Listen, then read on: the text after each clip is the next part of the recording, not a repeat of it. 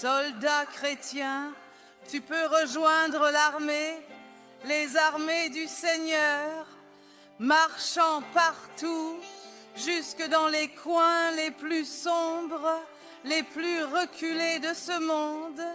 L'Esprit du Seigneur descend sur les jeunes. Qui ira pour lui? Dieu suscite des hommes. Qui se lèvera pour lui aujourd'hui?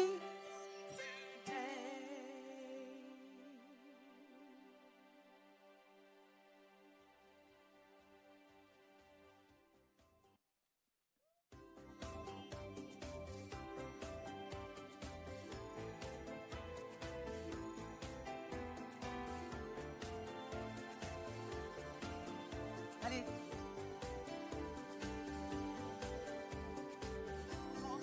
Dans le monde entier, fais de toutes les nations des disciples. Va vers chaque tribu, vers chaque langue, vers chaque peuple, sans en oublier aucun. Répands l'évangile de Jésus, le Sauveur, à tous ceux qui croient, partout sur la terre, afin que nul ne soit exclu de ce message. Ils seront rachetés par le sang de l'agneau.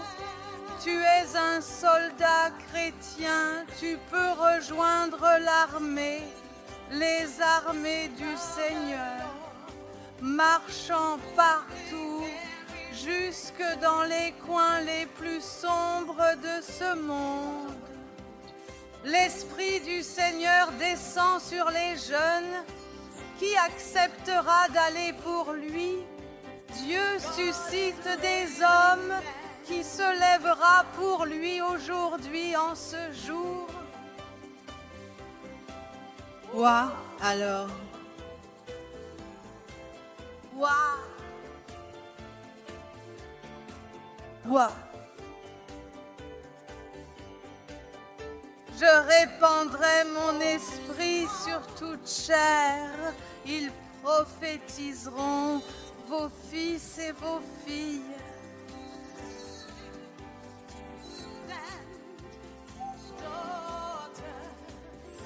Et les jeunes gens auront des visions, et les vieillards, eux, rêveront, puis ils créeront, eux aussi, des merveilles dans les cieux et également sur la terre. Wow. Tu es un soldat chrétien, tu peux rejoindre l'armée, les armées du Seigneur. Nous marchons partout, jusque dans les coins les plus sombres de ce monde. L'Esprit du Seigneur descend sur les jeunes. Qui ira pour Jésus? Oui, Dieu suscite des hommes. Qui se lèvera pour lui aujourd'hui? Il sera ton bouclier, il sera ta force. Il ne t'abandonnera jamais, ni ne te délaissera. Il sera avec toi toujours, à chaque moment, en permanence, jusqu'à la toute fin, la fin des temps, la toute fin des temps. Par mon esprit, tu triompheras. Je suis un soldat chrétien, je peux rejoindre l'armée, les armées du Seigneur. Nous marchons partout, jusque dans les coins les plus sombres de ce monde. Et l'Esprit du Seigneur descend sur les jeunes. Qui ira pour Jésus? Dieu suscite des hommes. Qui se lèvera pour lui aujourd'hui? Es-tu un soldat chrétien? Tu peux rejoindre l'armée, les armées du Seigneur. Nous marchons partout, jusque dans les coins les plus sombres et reculés de ce monde. L'Esprit du Seigneur descend sur les jeunes. Qui ira pour lui? Dieu suscite des hommes. Qui donc se lèvera pour lui aujourd'hui?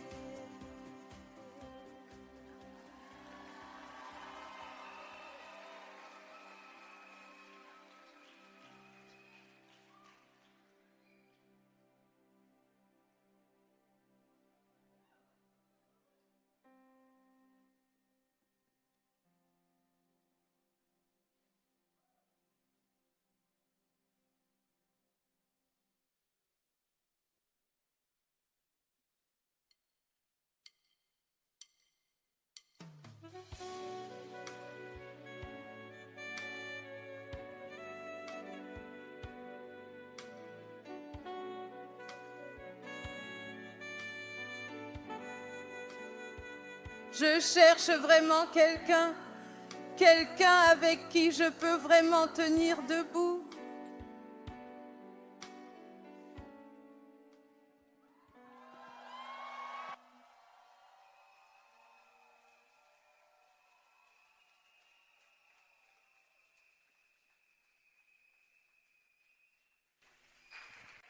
Alléluia.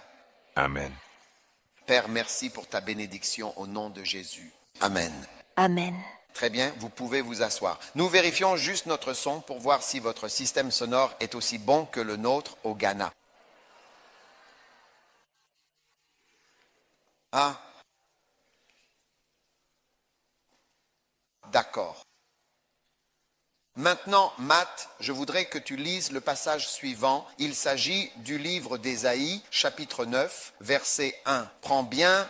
Cependant, l'obscurité ne sera pas comme elle fut dans sa détresse, lorsqu'il affligea d'abord légèrement le pays de Zabulon et le pays de Nephtali, et qu'ensuite il accabla plus sévèrement par le chemin de la mer, au-delà du Jourdain, dans la Galilée des nations, le peuple qui marchait dans les ténèbres a vu une grande lumière. Waouh! Le peuple qui marchait dans les ténèbres profondes a vu une grande lumière éclatante. Le peuple qui marchait dans les ténèbres a vu une grande lumière. C'est ça, être une bougie dans l'obscurité profonde. Il y a une obscurité totale. Et le peuple, ce peuple qui marchait dans les ténèbres, a vu une grande et éclatante lumière. Amen.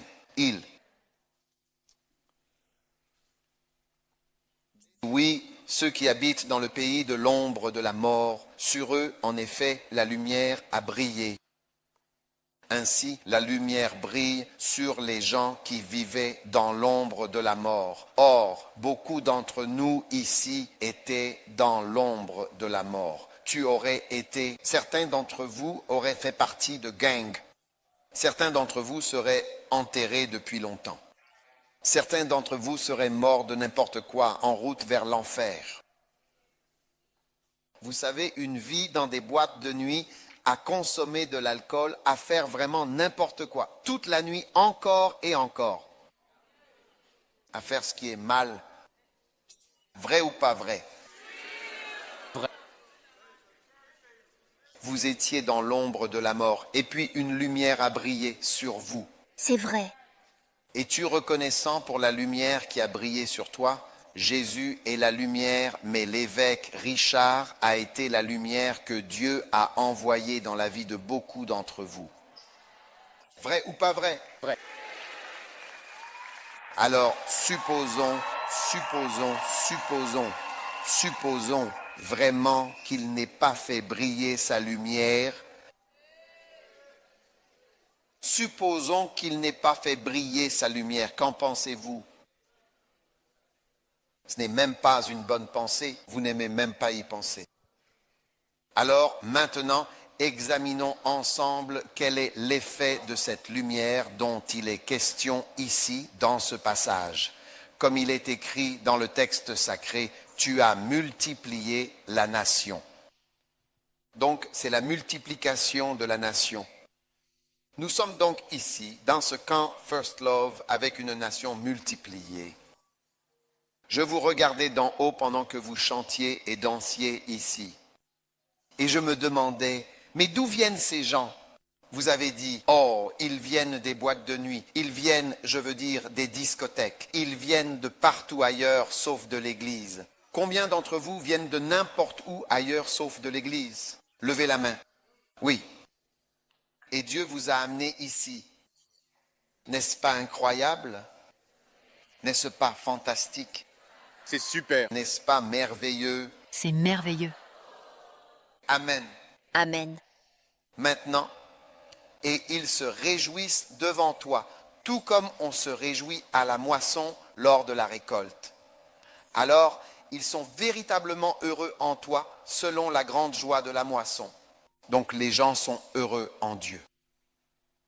Vous savez, parce que les gens pensent que quand on va à l'église, on doit juste être triste, vous voyez. Je peux vous dire la vérité, vous savez, je n'aimais pas l'église. Je ne suis pas quelqu'un qui a grandi à l'église. Je n'aimais pas ça. Jusqu'à aujourd'hui, je ne connais pas les cantiques. C'est ma femme qui connaît les cantiques. Moi, je ne les connais pas. Parfois, elle chante des cantiques à la maison. Elle en chante toute la journée. Oui. Et moi, je ne connais aucune des paroles. J'associe les cantiques aux funérailles. Donc, je ne les aime pas trop. Je veux dire, en d'autres termes. Et puis, à l'école aussi, on nous obligeait à apprendre les cantiques. Je n'aime aucune de ces choses. Oui, c'est ça mon parcours. Je ne peux pas mentir. Alors, quand ils chantent des cantiques, je me contente de dire « Oui, oui, c'est ça. » Mais pour moi, trouver Dieu, c'est absolument quelque chose de très, très, très incroyablement beau. Et servir Dieu, c'est très enthousiasmant. Donc, je ne connais pas d'autre façon de servir Dieu que d'être heureux en Dieu. Donc, toute forme de service à Dieu qui n'a pas la joie, vous savez, la Bible dit, le royaume de Dieu, c'est la justice, la paix et la joie. Donc, nous sommes censés être heureux ici, pas tristes, parce que nous avons été sauvés. Nous avons été sauvés de l'enfer. Oui, nous avons encore des sentiments, mais nous découvrons aussi que les autres ont des sentiments. C'est pourquoi nous sommes compagnons dans un navire. Nous sommes un groupe dans un bateau, la communion fraternelle. Des compagnons dans un bateau.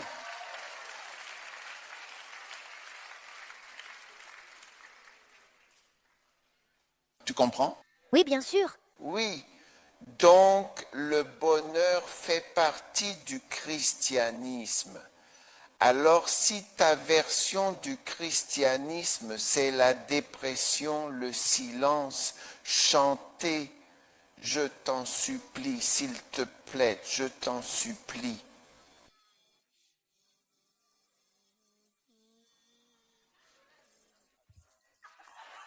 Je t'en prie, je t'en prie, je t'en prie, je t'en prie. Je t'en supplie, je ne suis pas habitué à ça. Oui. Alors soyons heureux. Avec joie, nous sommes heureux d'être à l'église.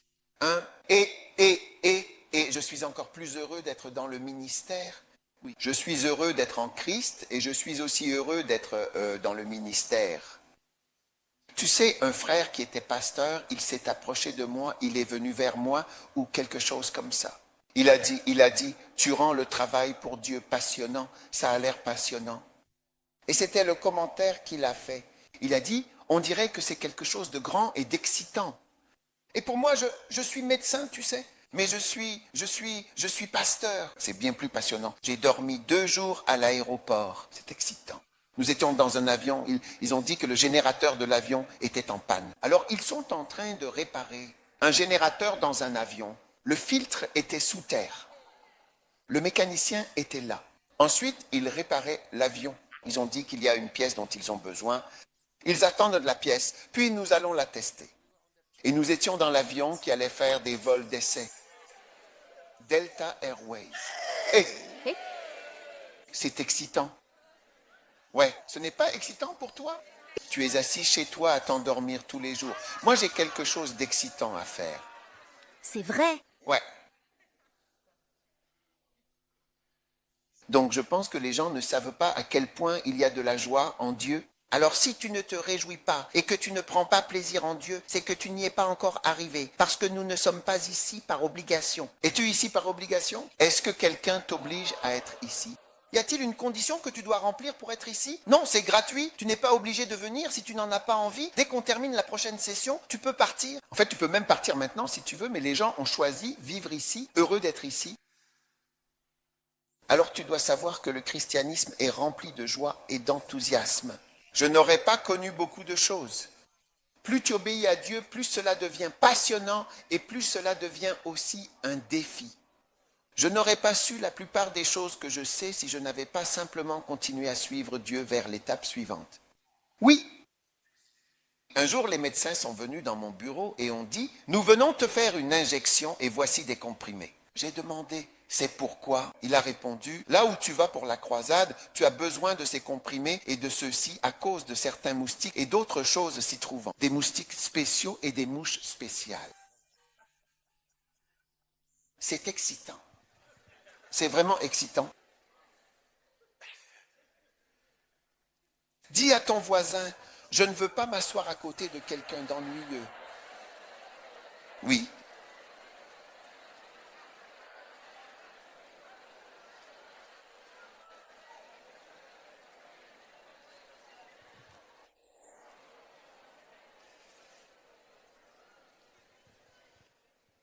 Verset 4. Le suivant est, tu as brisé le joug de ce fardeau. Les fardeaux sont ôtés par Jésus. Amen. Amen. Et tous les fardeaux de la vie, quand tu te concentres sur Dieu, il s'occupe du reste. Tu ne seras pas en train de chercher un bien-aimé lorsque tu travailles pour Dieu. Tu seras repéré par un certain nombre de prétendants et de vendeurs ambulants. Ils te regarderont en disant « Tu me plais, tu me plais, tu me plais ». Et ton problème, c'est que tu devras maintenant choisir et faire le tri entre eux. Je veux dire, dois-je épouser le plus petit ou le plus grand? Dois-je épouser le plus clair ou le plus foncé? Devrais-je épouser? Je veux dire, que dois-je faire?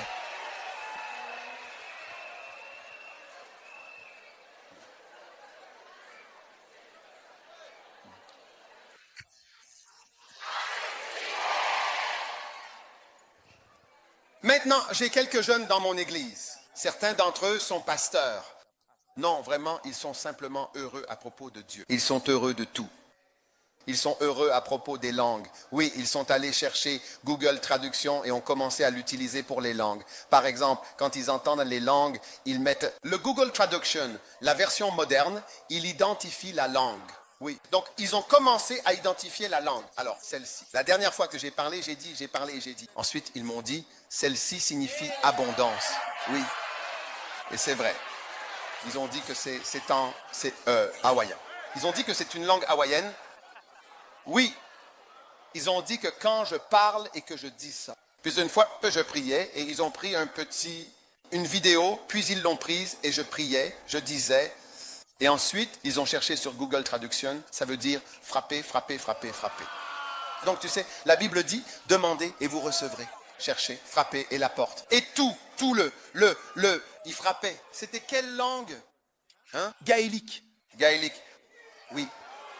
Oui. Je veux dire, les gens sont juste heureux d'être en Christ. Trouver une langue, japonais, il y avait... c'était du japonais. C'était japonais. Qu'est-ce que ça veut dire? Direction oblique. Le vent souffle comme ça. C'était une direction oblique. Dieu donnait une direction oblique. Recevez des directions obliques et avancez dans la bonne voie. Hey.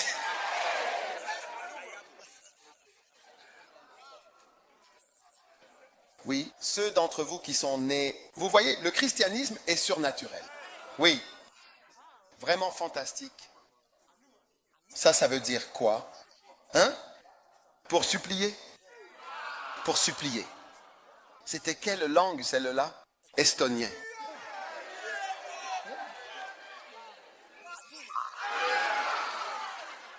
Charlie, si tu n'es pas heureux ici, je ne sais pas. Je ne sais pas. Je ne sais pas. Je ne sais pas.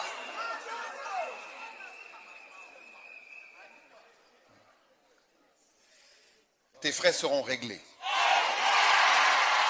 Va t'asseoir. Tu vois, Dieu a vraiment enlevé tous tes lourds fardeaux à la douce et chaleureuse lumière de la bougie. Au nom de Jésus. Assieds-toi, assieds-toi, assieds-toi.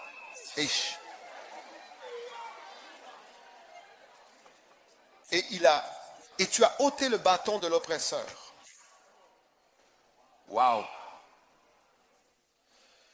L'oppresseur. Fantastique.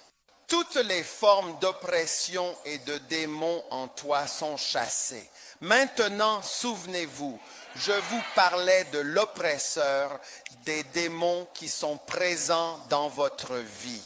Ils apportent la tension, le stress, l'anxiété, l'inquiétude, la préoccupation. Hein? La peur. La présence d'une troisième personne autour, la présence d'une troisième entité, un animal intelligent. Une mâchoire serrée, un poisson avec un esprit, un serpent avec un esprit, un dragon avec un esprit, un singe avec un esprit. C'est pour cela qu'il y a tant de choses. Oui. Et ces esprits oppressifs, tu sais, ils entrent par l'une des 5 ouvertures dans ta vie physique. Parce que ton corps est une maison, un C. Tu vois, quand tu marches, les démons regardent et te disent, regardez un bel appartement. Un appartement, c'est une maison de ville. C'est une très bonne maison de ville. Ils te voient. C'est un bâtiment semi-mitoyen. C'est une maison près de la plage. Et les 5 trous et portes vers ta vie.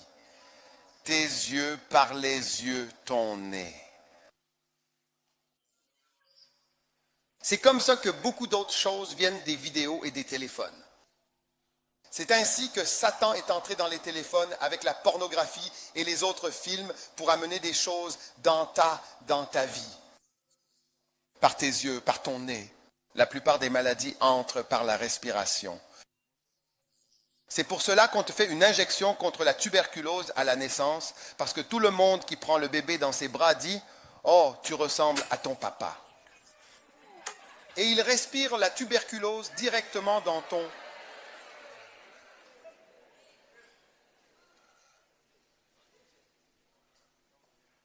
Et la bouche, presque toutes les maladies passent par la bouche. C'est pourquoi nous prenons la communion, presque toutes les maladies passent par la bouche. Beaucoup de cancers sont provoqués par la perte de poids, donc cela signifie que ce que nous mangeons apporte beaucoup de ces choses. Et ils continuent de découvrir que ceci n'est pas bon, cela non plus. C'est pourquoi on entend toujours « ceci n'est pas bon, ceci est bon, ceci n'est pas bon ». Ceci est bon. Le beurre est bon, mais ça n'est pas bon. La margarine est bonne, la magie n'est pas bonne. Tu ne sais même pas ce que c'est. Le bacon est bon, le bacon n'est pas bon, la viande est bonne. Le porc est bon, le porc n'est pas bon. À chaque fois, parce qu'ils savent que c'est quelque chose que tu consommes, oui, c'est quelque chose que tu prends. La viande transformée n'est pas bonne, ceci n'est pas bon, comme ça toujours. Alors, eh bien, qu'est-ce que tu entends? Les choses que tu entends. Certains d'entre vous, on vous a dit que vous étiez mauvais. Et vous croyez que vous êtes mauvais. C'est pourquoi je continue de vous dire que vous êtes une bougie dans l'obscurité. Vous êtes la lumière de quelqu'un allant vers un Zabulon quelque part. Pour que cela se produise quelque part. Regarde et tu verras. Regarde et vois. Combien d'entre vous connaissent Fred Price? Vous connaissez Fred Price? Oui. Vous savez, quand il est venu au Ghana, j'ai nommé une église d'après lui, l'une de nos chapelles. Et quand il est venu, j'ai dit, viens, allons la dédier. Alors nous nous sommes tenus là et il a prié. Et il a juste fait un commentaire. Il a dit que lorsqu'il se tenait là, en train de la dédier, d'y être, il a dit qu'il se souvenait, vous savez, quand il était enfant. Et je crois que c'était quelqu'un, le père de son ami. Mon père disait, tu n'es rien, tu ne vaux rien, tu ne vaudras jamais rien dans ce monde. Et il était juste stupéfait, il se souvenait. Ma mère avait plus de 70 ans, debout là, en train d'être honorée. Et il se disait, tu ne vaux rien, tu es une personne inutile. Mais ce n'est pas vrai. Ça ne s'est pas passé comme ça. Chaque fois que Dieu entre dans ta vie, tout change en toi. Tu deviens une grande personne. Les oppressions sont enlevées. Et les paroles négatives qui sont entrées dans ton oreille, ce sont des esprits. Les mots sont des esprits. Les pensées. Alors 1, 2, 3, 4 trous dans ton corps. le corps, puis le vagin. Principalement, là où il y a beaucoup de fornication, il y a aussi beaucoup d'esprits mauvais. Et en fait, les gens sont vraiment différents. C'est un peu comme fumer. Tu peux fumer, ce qui aussi respirer. Un tiers de tous ceux qui fument en meurent, un tiers. N'est-ce pas ce qu'on vous dit? Un tiers boit, 1, 2, 3 morts, 1, 2, 3 morts, 1, 2, 3 morts. Mais beaucoup n'en meurent pas. C'est comme la fornication. Beaucoup forniquent, mais les esprits n'entrent pas. Mais cette personne en particulier avec qui tu pourrais coucher, et l'esprit entrera en toi. Oui. Et tu changes. Il y a quelqu'un, quand tu rencontres cette personne, après cela, tu es différent. Parfois, tu ne peux pas t'en remettre. Oui. Et puis l'anus, le dernier trou, ça c'est un gros. Si tu joues avec ce trou, tu récoltes quelque chose de nouveau. Et quand une personne te dit, chut, quand une personne a ce problème, tu veux même que la personne commette la fornication, tu dis que ce serait mieux que tu commettes plutôt la fornication? Oui, ce serait mieux. Parce que c'est quelque chose de fort, difficile à déloger. Donc ce sont les 5 trous. 1, 2. Ou 6. 5, 6. Si tu es un garçon, c'est...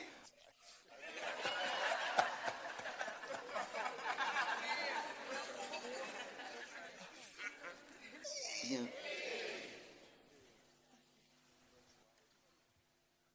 Mais ce sont les points d'entrée. Maintenant, quand tu rencontres Jésus, tu comprends? Et la lumière commence à briller. À mesure que la lumière brille davantage dans ta vie, toutes ces choses s'en vont. Parce que la délivrance vient de la prédication. Il dit qu'il m'a oint pour prêcher la délivrance. Proclamer la liberté, c'est une proclamation. Donc quand je dis que tu es libre et que tu dis « je reçois », quand je dis que tu n'es plus opprimé par les démons, tu dis « je reçois ». C'est pourquoi tu dois dire quelque chose. Ne te contente pas de dire c'est une bonne prédication. Ne crie pas sharpshooter. Ne dis pas ces mots-là. Dis je reçois. Dis amen. Es-tu américain? Pourquoi dis-tu que je suis un tireur d'élite? C'est quoi sharpshooter? Un bon mot? Alors dis amen. Dis je reçois.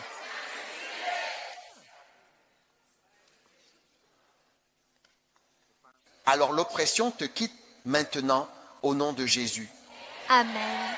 Continuons. Sinon, on reste bloqué ici.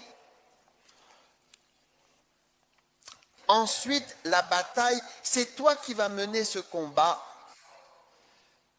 Candle in the Dark va livrer de grandes batailles pour Jésus. C'est ça. Mais, si je devais mourir aujourd'hui et que tu me demandes aujourd'hui, comment résumerais-je toute ma vie? Je dirais combattre. J'ai combattu jusqu'au dernier moment, y compris aujourd'hui. Oui, si tu me demandes, comment résumes-tu ma vie? Une vie de calme, de paix et de bonnes choses. Non, je dirais combattre. Combattre des choses tout au long du chemin. C'est ça, c'est ce que signifie être une bougie. Quand je vois des vidéos de moi en train de prêcher, je ne pense qu'aux difficultés que j'avais au moment où je prêchais celle-là en particulier. C'est ce dont je me souviens à ce sujet. Si je vois une croisade, je me rappelle des difficultés qui se passaient à ce moment-là et je prêchais au milieu de ces épreuves. Donc, si tu penses que ça va être une vie remplie de choses merveilleuses, que tout sera beau et agréable, alors tu n'as pas compris. Alors, s'il te plaît, la confusion, le bruit, la bataille sont réels, très réels.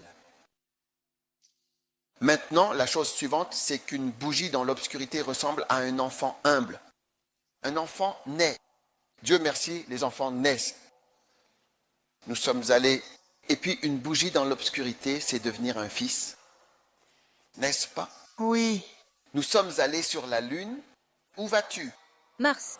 vers Mars. Dis voyage vers Mars. Voyage vers Mars. Dis voyage vers Mars. Voyage vers Mars. Magnifique. Alors, une bougie dans l'obscurité, c'est accomplir un grand gouvernement. Souviens-toi de ce que dit l'Écriture. Un grand gouvernement, un grand leadership. N'est-ce pas? À l'accroissement de son gouvernement, il n'y aura pas de fin.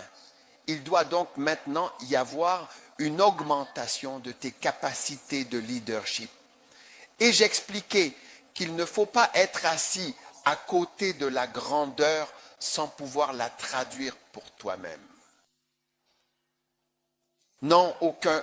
Si tu vas en Afrique, tu découvriras que je ne nous mettrai pas à plus de 1000 ans de retard ici, ce qui nous place à l'année 1100. C'est comme ça. C'est là que je situerai les choses. Et ce sont les dirigeants. L'Afrique n'a pas de mauvaises personnes. Elle a 2 mauvais dirigeants. Ce sont les dirigeants qui ne sont tout simplement pas capables de traduire ce qu'ils ont appris et vu dans d'autres pays développés.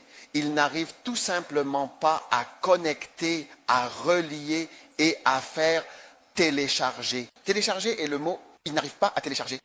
Ouais. C'est comme si Internet ne fonctionnait pas. Waouh. Et même s'ils le voient et qu'ils veulent l'obtenir, ils n'arrivent pas à le faire descendre. Et maintenant, cela ne devrait pas être ton cas. Même si tu vois un pasteur te guider, des églises, des gens témoigner devant toi, te conduire, t'aider à connaître Dieu, tu n'arrives jamais à le traduire pour toi-même dans ta propre vie, dans ton quotidien, dans ta réalité personnelle, dans ta vie de tous les jours. C'est là que le problème se poserait parce que tu es dans un grand ministère. Amen. Tu es dans une église qui s'est délibérément tournée vers toi. Tu es dans une église qui est allée intentionnellement chercher les jeunes. Nous avons laissé les pères et les grands-pères, ces figures marquantes et inspirantes qui ont donné naissance et façonné le ministère pour aller vers les enfants qui n'ont rien, qui n'ont pas d'argent, qui ne sont pas importants dans la société, mais qui sont importants pour Dieu. Amen. Alors tu dois être capable de traduire tout cela, tu comprends bien, dans ta propre vie et aussi devenir une bougie dans l'obscurité. Tu ne peux pas t'asseoir dans cette église et dans ce ministère sans recevoir quelque chose ou sans pouvoir réellement entrer dans ce que tu vois et ce que tu apprends, dans ce que tu vois et ce que tu apprends. Ce serait cela la tragédie.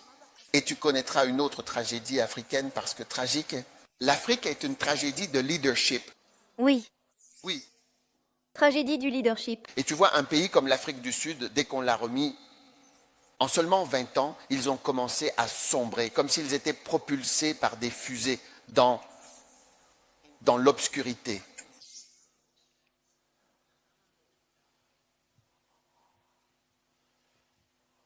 Je veux dire, si je commence à parler de ces choses-là, tu ne pourrais même pas y croire. Oui, tu ne pourrais même pas croire ça. C'est quelque chose qui peut arriver. Donc nous devons, et ils ont vécu sous la domination des Blancs jusqu'en 1994. Et aujourd'hui, quand tu vas voir de belles infrastructures et que tout va dans une certaine direction, c'est tout simplement incroyable. Donc tu ne peux pas vivre à côté de quelque chose de grand, mais tu ne peux pas t'imprégner des principes. Cite-moi n'importe quel dirigeant africain et je te dirai l'école, si je connais l'école. En Côte d'Ivoire, le président Gbagbo, à quelle école est-il allé? La Sorbonne ou peu importe. Le meilleur Oxford des Français. Oui, le président du Togo. Tu vois, l'autre jour, quelqu'un écrivait dans l'un de ses magazines, des magazines économiques, que l'économie du Togo est moins d'un. Supermarché Sainsbury's dans la rue ici. Toute l'économie. Un Sainsbury's, un supermarché. Oui, je l'ai lu. Ce n'est pas quelqu'un qui me l'a dit. Je l'ai lu il y a quelque temps. Je ne sais pas ce qu'il en est aujourd'hui, mais c'était il y a quelque temps. Tout le pays. Mais ce sont des gens. Et où sont-ils allés à l'école? Harvard, ici, là. Ce ne sont pas des gens qui ne savent rien. Ils savent des choses. Vous savez, un jour, un petit enfant est venu aux toilettes. Il a dit, maman, tu crois que je ne sais rien? Je sais des choses. Je sais des choses que tu crois que je ne sais pas. Je sais des choses parce que l'enfant, tu crois que je ne sais rien, des choses que les adultes font, tu sais, et tout ça, je sais des choses.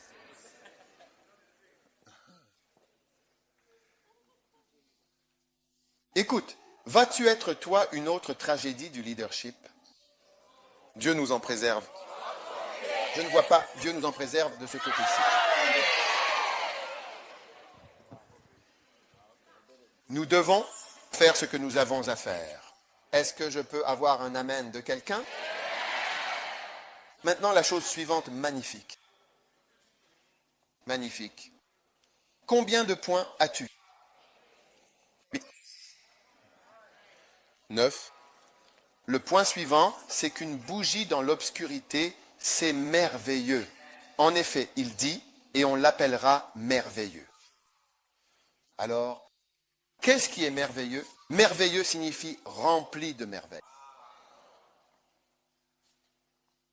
Être rempli de merveilles, c'est quand tu es une bougie dans la lumière. Quand Jésus est venu à nous comme une lumière, il est venu à nous comme un Dieu puissant, merveilleux. Merveilleux signifie rempli de merveilles. Merveilleux. Maintenant, la dimension surnaturelle du christianisme ne doit jamais t'échapper. Tu dois savoir que tout est surnaturel. C'est spirituel. Cette assemblée est surnaturelle. C'est le matin, l'après-midi. Ici, nous sommes en Angleterre. Rien n'est gratuit. Il y a plus de 1000 personnes ici. C'est un jour de travail. Nous tenons retraite spirituelle sans heure de début ou de fin. Il y a des points, nous avançons. Nous partageons des points, nous sommes heureux d'être ici. Incroyable. Mais tu dois reconnaître la nature surnaturelle de tout cela. Donc il ne s'agit pas seulement d'être enthousiaste. Tu ne peux pas juste être enthousiaste en tant que jeune homme. Oui, ta sexualité a besoin de contrôle spirituel dans ta vie quotidienne. Si tu n'es pas spirituel, tu seras juste un homme normal et une fille aussi. Si tu ne l'es pas, il y a certaines choses que les filles aiment. Quoi donc? Quelles choses aimez-vous, vous les filles? Quoi? Le shopping, les cheveux, les chaussures, les vêtements, les câlins? Vrai ou pas vrai? Et les garçons alors? Quelles sont les choses que les garçons aiment? Le sexe. Le sexe. Plus de sexe. Beaucoup plus de sexe. Nous n'aimons qu'une seule chose. Donc, eh bien, tu sais, si tu te permets, tu seras un garçon normal. Et si tu te permets, tu seras une fille normale. Mais tu vois, il y a maintenant l'unité et le surnaturel est entré dans ta vie. Et c'est surnaturel. Tu as besoin de prière. Tu dois faire des choses surnaturelles, tu dois le proclamer. À quoi bon que quelqu'un me dise ça? Ils ont vérifié le traducteur Google des langues et découvert que ça voulait dire ça. C'est juste un aperçu du surnaturel. Oui. Tu as frappé, car frappez et l'on vous ouvrira. Donc alors que j'étais allongé par terre et que tous ces mots venaient, je frappais, frappais, frappais, frappais, frappais. Et je répétais encore et encore, frappant, frappant, frappant, frappant, aux portes du ciel. Oui. Tu dois voir que la chose est pleine de merveilles et de choses surnaturelles. Je te le dis, si tu n'es pas spirituel, tu passes à côté de 80% du christianisme. Le christianisme, ce n'est pas une question d'enthousiasme. Ce n'est pas seulement être zélé. C'est à propos de l'élément surnaturel qui est en Dieu. Et tu dois croire en des choses que tu ne peux pas voir. Amen. Oui. Si tu luttes contre l'homosexualité, si tu luttes contre la fornication, si tu luttes pour la sainteté, si tu luttes contre le péché, peu importe contre quoi tu luttes, la drogue, quoi que ce soit, tu dois connaître la part surnaturelle de tout cela. Ce n'est pas juste, j'ai pris une résolution. C'est une résolution du nouvel an. Écoute, tu vois, une résolution du nouvel an ne peut rien faire pour toi. Crois-moi sur parole. Tout à fait. Personne n'a jamais changé sa vie par des résolutions du nouvel an. C'est vrai. Combien d'entre vous ont déjà pris une résolution du Nouvel An et vous n'avez pas? Oui.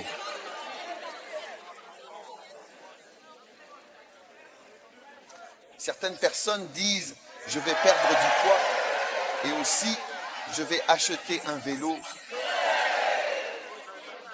Je vous ai raconté cette histoire en entier. Un homme a demandé à sa femme, qui était allée acheter le vélo, pourquoi elle ne le montait pas, et elle a dit, elle le monte dans sa tête.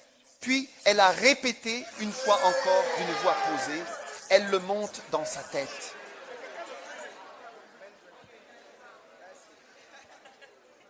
Tout le monde dit merveilleux. Merveilleux. Waouh, waouh. Le suivant, il y aura, il dit, et il sera. Donc tu vas être une personne vraiment, véritablement, absolument remplie de merveilles. Amen. Ouais. Et ensuite, il dit, à l'accroissement de son gouvernement et de la paix. Donc il va y avoir la paix. Amen. Oui, la bougie dans l'obscurité apporte la paix. À l'accroissement de son gouvernement et de la paix, il n'y aura pas de fin.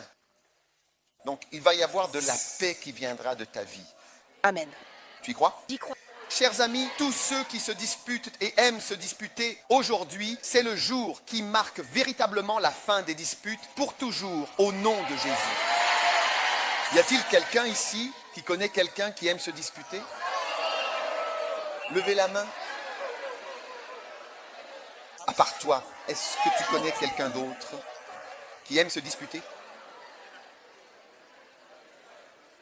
C'est pourquoi je dis qu'il vaut mieux épouser son premier amour, parce que les premiers amours ont arrêté de se disputer. L'accroissement de la paix, il y a une augmentation de la paix. Amen. Et vraiment, les mariages de premiers amours que je connais, ils sont paisibles. Waouh. Ils sont juste heureux. Ils sont simplement en harmonie. Il n'y a rien, aucune insatisfaction. Je ne t'aime pas, tu n'es pas suffisant, tu n'es pas assez bien. J'aimerais que tu sois comme ceci. J'aimerais que ton nez soit un peu plus long. J'aimerais que tes oreilles soient un peu plus longues. J'aimerais que tu aies plus d'argent. J'aimerais que tu sois comme ceci. Juste de la tranquillité, tu vois. C'est bon. Tu comprends bien? Oui. La paix. Donc, quand tu es une bougie dans la lumière, tu apportes la paix. Viens, tout simplement. Viens. Viens. Et toi, tu vas être, parce qu'un jour, j'ai vu une dame. J'ai vu cette dame, pas ce jour-là en particulier. J'ai vu plusieurs dames comme ça. Quand je vois ça, cette personne ne peut pas se marier.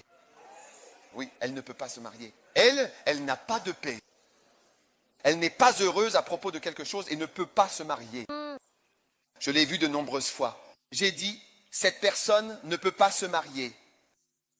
Tu vois, il faut de la paix pour se marier.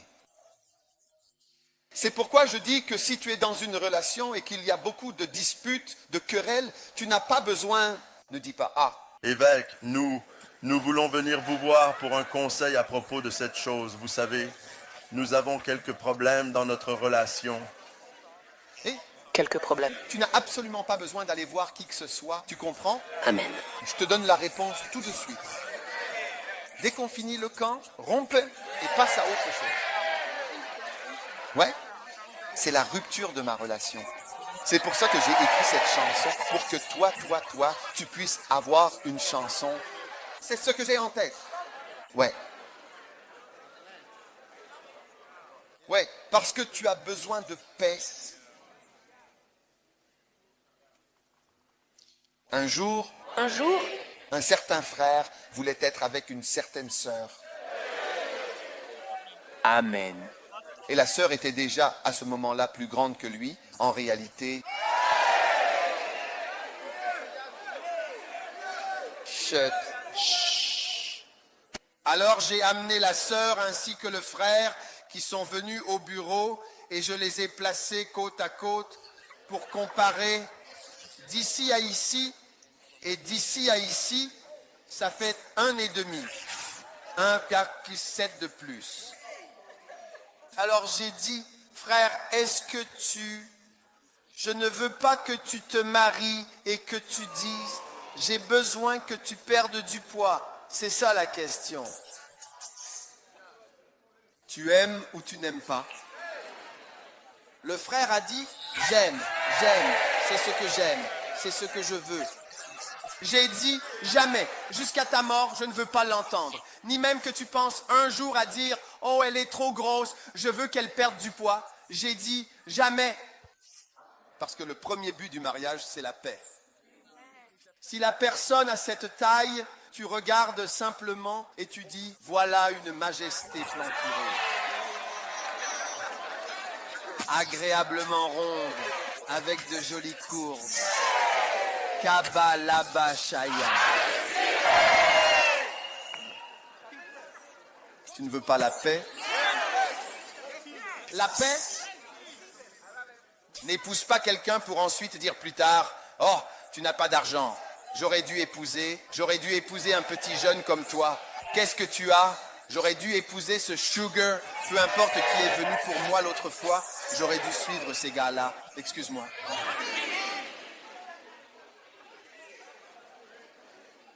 Donc tu as besoin de paix. Détends-toi simplement. Tu ne peux pas épouser le pasteur et dire « Pourquoi tu parles toujours aux autres gens? Comme ça tu n'as pas à... » Eh, tu sais quoi? Écoute, si tu ne veux pas qu'on parle aux gens, ne nous épouse pas. C'est notre travail. Nous parlons aux gens, nous nous occupons des gens, nous aimons les gens, nous prenons soin des gens. Si tu ne supportes pas ça, va épouser un avocat ou un directeur de banque. Épouse. N'épouse pas un pasteur. D'accord? D'accord? Tu ne peux pas épouser quelqu'un de sociable qui parle aux gens et ensuite dire « Pourquoi tu parles aux gens? Pourquoi tu dis ceci? Pourquoi tu dis cela ?» Tu fais la tête. Quand tu rentres à la maison, la tête est là.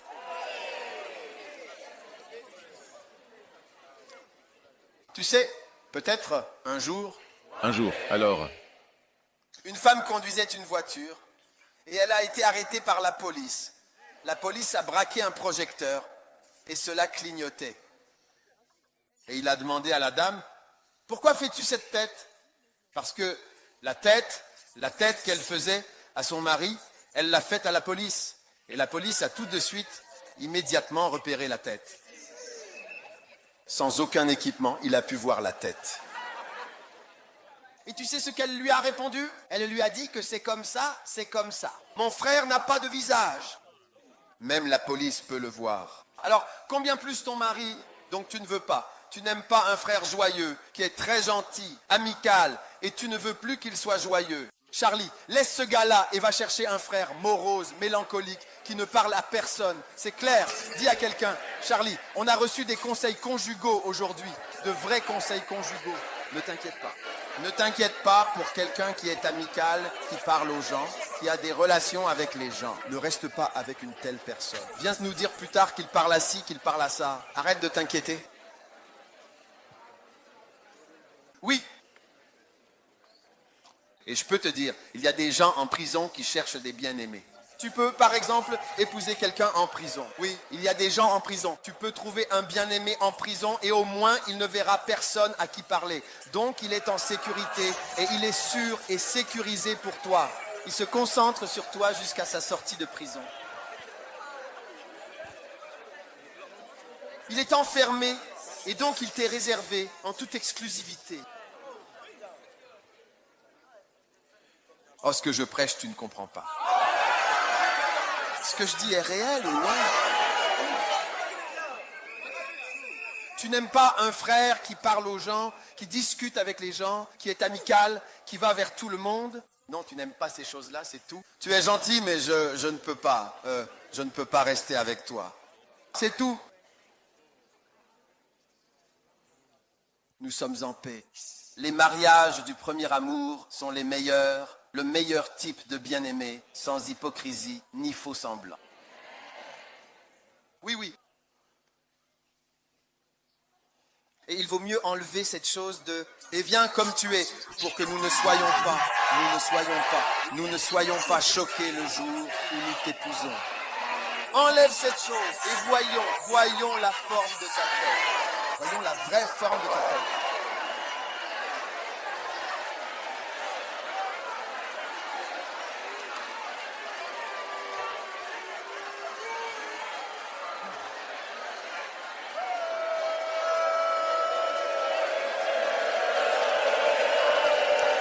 D'accord? Maintenant, numéro 10. Une bougie, même petite, dans l'obscurité, est un Dieu puissant. Dieu puissant. Amen. Asseyez-vous.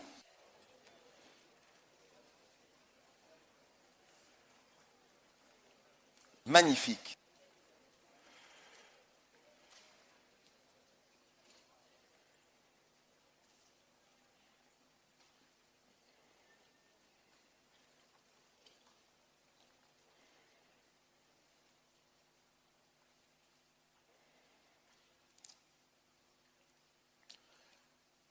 Maintenant, lorsque Dieu te bénit et que tu deviens une bougie dans l'obscurité, en tant que lumière, tu deviens comme un Dieu pour les gens.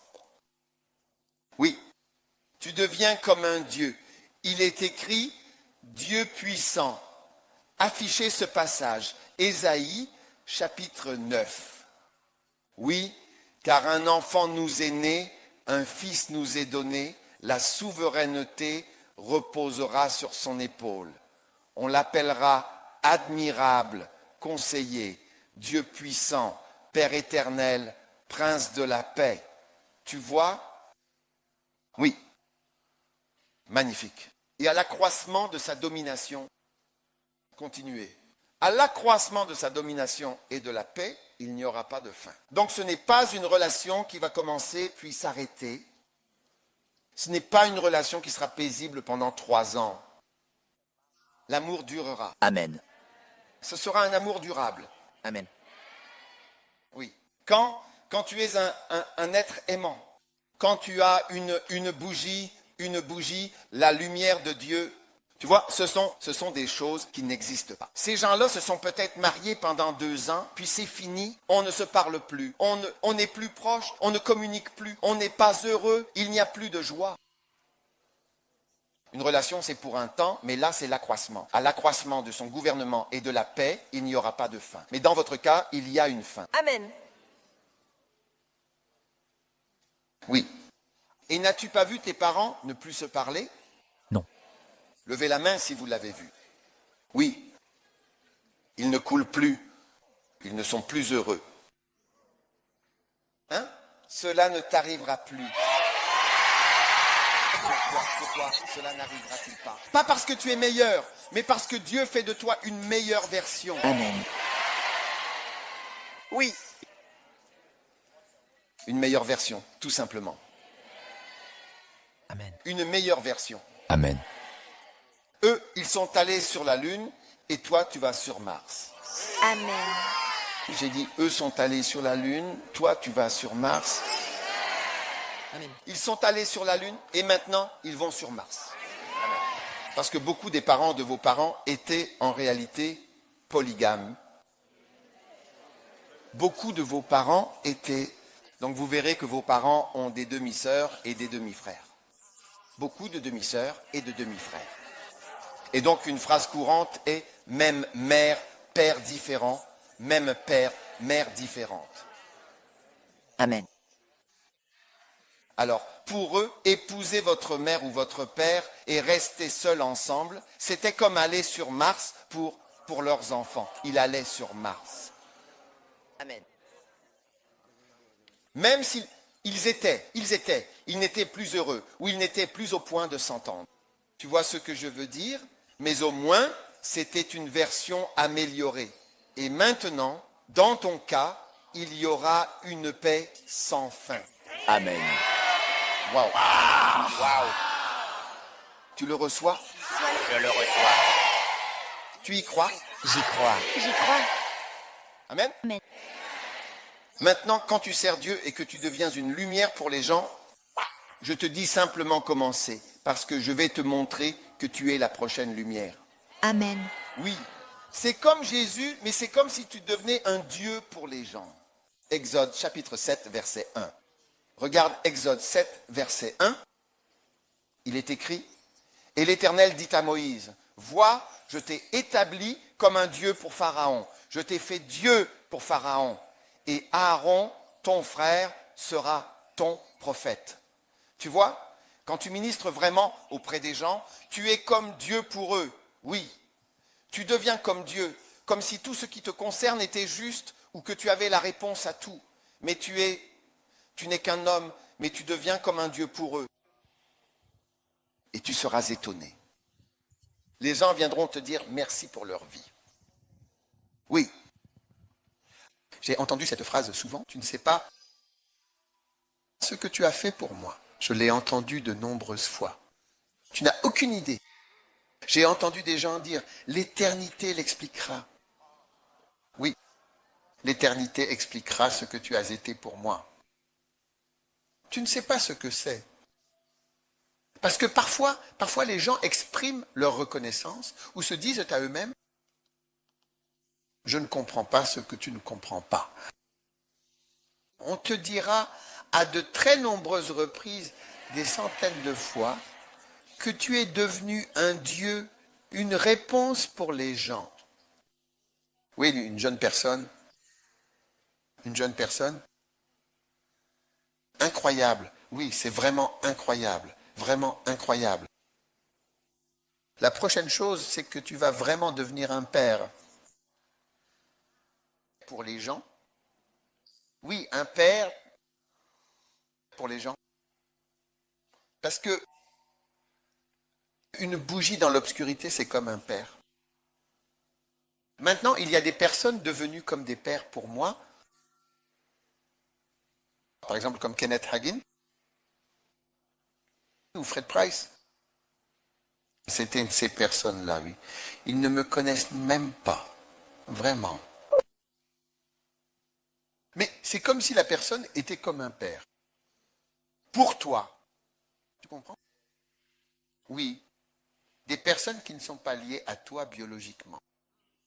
Et Dieu les amène. Tu vois, Kenneth Hagin était comme un prophète. Parce que je ne suis jamais vraiment allé dans une église quand j'ai été sauvé. J'ai visité Action quelquefois, mais l'église, je n'y ai jamais vraiment beaucoup été. Mais le Kenneth Hagin était comme un prophète. Il prêchait davantage sur des choses surnaturelles. Et Fred Price prêchait des choses plus pratiques. Il avait l'habitude de mentionner certaines choses, des commentaires.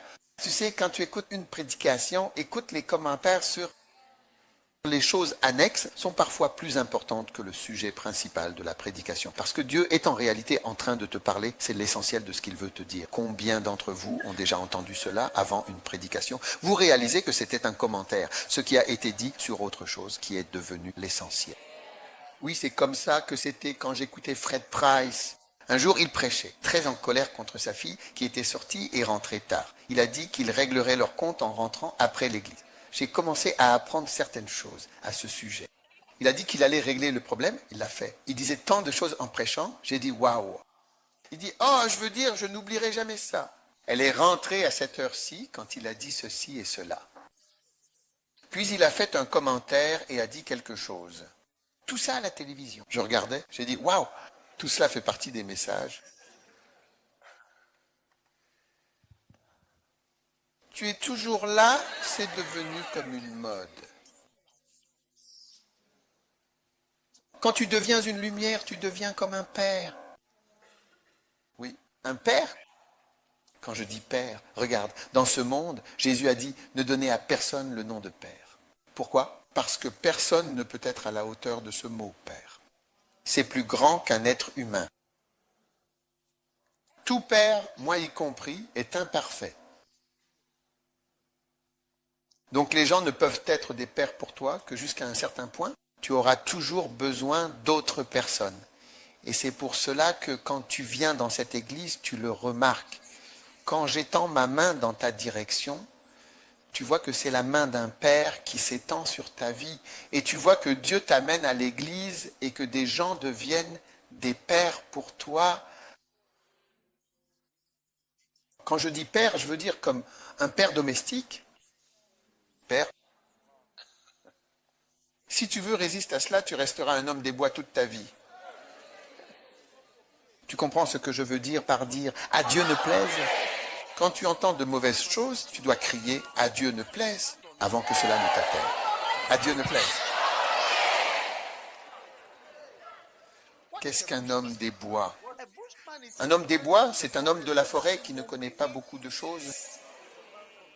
Oui, il ne connaît pas beaucoup de choses. Et beaucoup d'entre nous sont des hommes et des femmes des bois. Oui. C'est moi?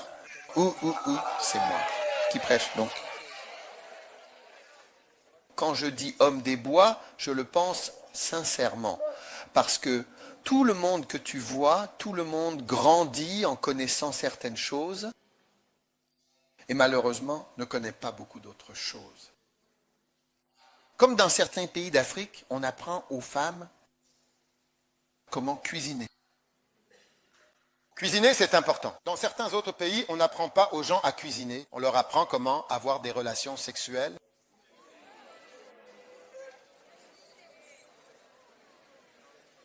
Oh oui, on leur apprend. Les mères leur apprennent.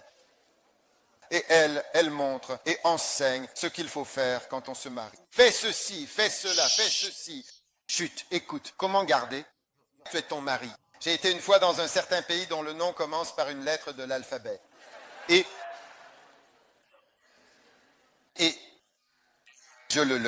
le guide touristique, nous racontait, je ne sais pas comment on en est venu à parler de ça. Et elle nous a dit, oui, on nous a appris à faire cela. Elle a dit, on m'a appris comment garder mon mari, comment le divertir et l'enchanter.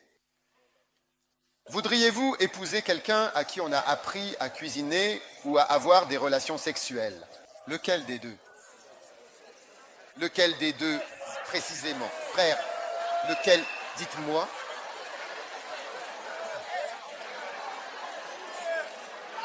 Nous allons voter pour celle-ci. Les frères qui préféreraient quelqu'un à qui on a appris le sexe et qui pensent à la nourriture, donc nous allons voter. Qui sont ceux qui veulent choisir la nourriture? Si vous choisissez la nourriture, levez la main. La nourriture. D'accord? Baissez la main, s'il vous plaît. Ensuite, ceux qui préfèrent quelqu'un à qui on a appris le sexe, levez la main. Intéressant. Certaines personnes votent 2 fois. Nous allons revoter. Ceux qui choisissent à la nourriture, main. Baissez la main, sexe.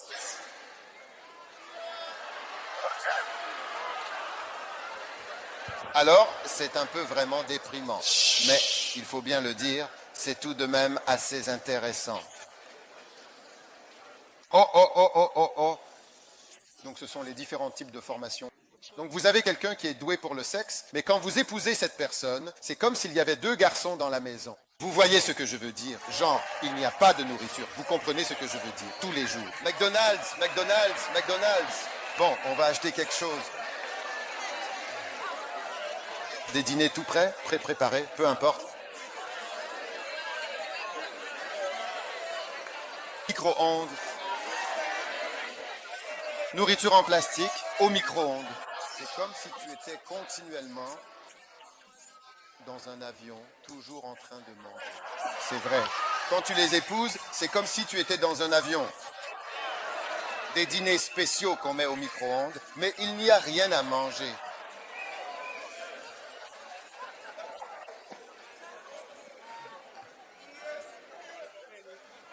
Dieu préserve. Et puis il y a ceux qui savoir cuisiner et ils ressemblent à des cadavres. C'est plus comme un corps sans vie. Disons que Dieu nous en préserve.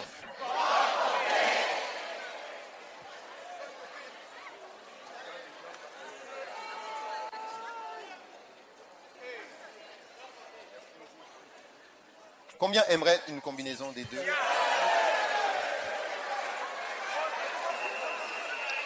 Nourriture sexy.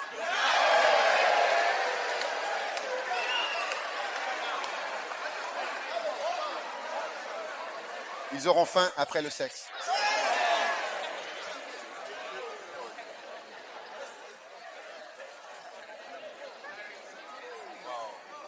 Comment est-on arrivé là?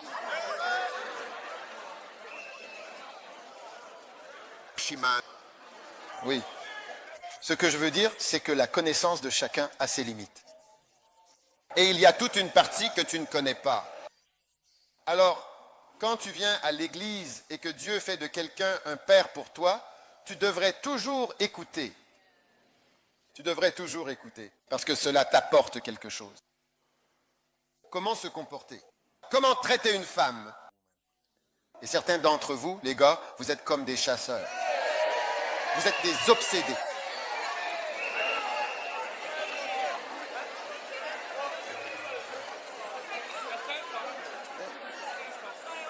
Oui, quiconque t'épouse, c'est comme s'il épousait un sauvage.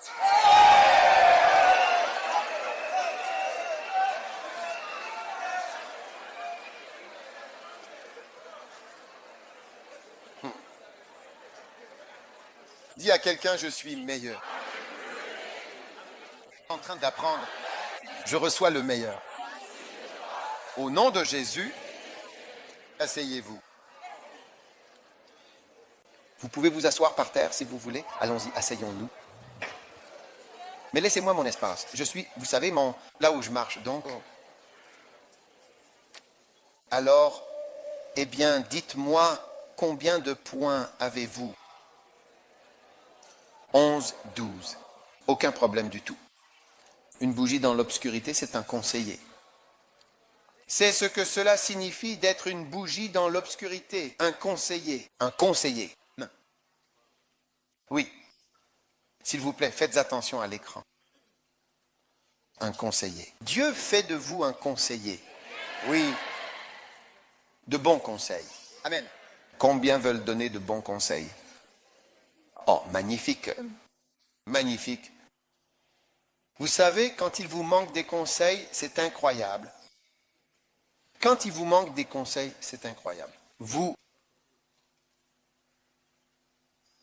savez, ma femme est avocate. Waouh! Mais aussi une élève vraiment très brillante, exceptionnelle et remarquable.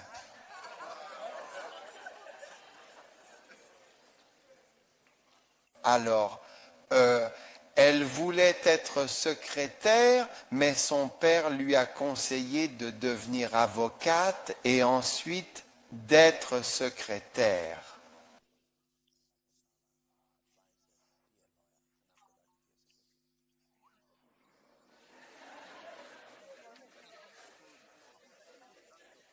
C'est tout. Oui, génial. Donc, un conseil change votre avenir. Amen. Chaque semaine, j'en rencontre plusieurs premiers amours et je leur conseille toujours, fais ceci, fais cela, fais ceci. Ils demandent, quel cursus fais-tu? Ils disent, j'ai fait les sciences ménagères. Je dis, ce n'est pas un bon cursus, fais autre chose.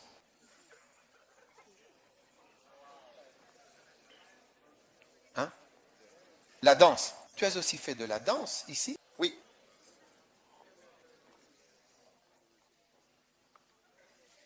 Tourisme. Oui. Médias. Oui. Et je leur dis toujours, ce n'est pas un bon métier. Fais plutôt ça. Donc, je les oriente. Tous les infirmiers hommes, je les fais tous devenir médecins. Wow. Je n'accepte pas les infirmiers hommes. Non, tu dois faire médecine. Quand tu as fini, tu dois faire médecine, devenir médecin. Tous mes infirmiers hommes deviennent médecins. Ah, ouais, c'est du conseil. Oui.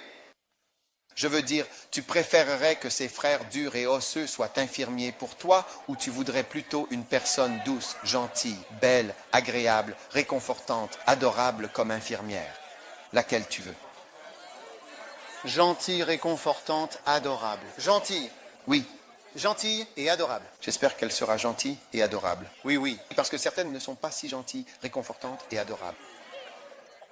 Certaines sont strictes. Très, très. Au moins, elles sont censées l'être. Oui. Alors, je te le dis, je leur donne des conseils, des conseils. Donc, quand tu es une bougie, alors je suis une lumière pour eux. Et donc, je conseille.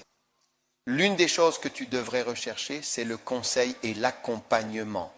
Que dois-je faire? Qu'est-ce que tu penses que je devrais faire? Et tu seras choqué par l'histoire que la personne va te raconter. La personne va te dire, bon, ça, je connais un mot comme ça, c'est devenu ça. Tu dis, quoi? Oui. Wow. Vraiment? Oui. Je connais 3 personnes comme toi qui ont fait ceci, cela, et c'est devenu ça. Quoi? L'expérience est très différente des principes que tu as dans la vie. Oui, oui. Tu comprends. Donc, tu as besoin de conseils et tu dois croire, sinon la lumière brillera sur toi et tu auras mis un papier noir sur ta tête qui absorbe toute la lumière. C'est vrai, c'est vrai. Donc, j'entends pas le Dieu nous en préserve. Dieu nous en préserve. Alors, décide d'être quelqu'un à qui l'on peut donner des conseils. Amen. Quelqu'un à qui l'on peut donner des avis, à qui l'on peut parler. Amen. Ne sois pas quelqu'un qui ne peut pas écouter. Quoi qu'on dise, tu n'arrives pas à le recevoir.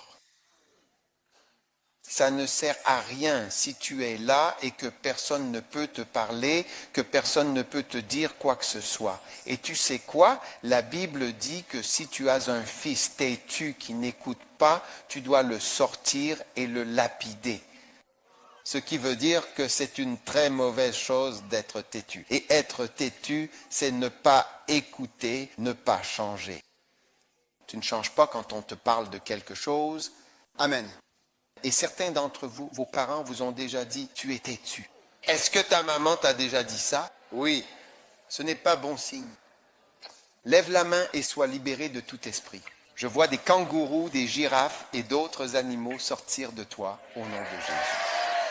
Amen. Amen. Dieu puissant, conseiller, Père éternel, tout cela, c'est la grande lumière qui est venue sur le peuple de Zabulon et de Nephtali. Amen. Amen. Alors, combien de points as-tu? Et le numéro 13, c'est d'apporter l'ordre, de mettre de l'ordre, de veiller à ce que l'ordre soit bien établi et respecté, et d'établir l'Église. Il s'agit de l'ordonner sur le trône de David et sur son royaume, pour que tout soit ordonné, pour que l'ordre règne et soit maintenu, afin d'ordonner et d'établir l'Église comme il se doit. Oui, Dieu va t'utiliser pour ordonner et établir l'Église. Amen. William Carey a été une grande lumière pour l'Inde. Il a utilisé, Dieu s'est servi de lui pour ordonner et établir une église en Inde. C'était une grande lumière pour l'Inde. Donc lorsqu'il y a une grande lumière, il est utilisé pour, il est dit d'ordonner et d'établir le royaume. Dieu va t'utiliser pour ordonner, apporter de l'ordre, organiser l'église. Et c'est ce que je fais, j'organise l'église en dénomination. D'accord? Voici First Love, voici Mustard Seed, voici ceci. Voici ce groupe. Je suis en train d'ordonner et d'établir cela. Et je suis venu organiser un camp ici pour établir First Love, parce que je crois que les First Lovers, nous pouvons être établis à plus de 5000 personnes ici. Et vous voyez, nous sommes à portée de main des 5000 personnes. Oui, nous sommes à portée de main. Oui. Parce que la Lune a été atteinte maintenant. Quand vous allez au Kennedy, c'est combien aimerait visiter cela. Tu devrais y aller un de ces jours. Je te vois voyager partout dans le monde. Ready at Wayne, c'est aussi pour voyager. Nous voyagerons jour et nuit. Oui.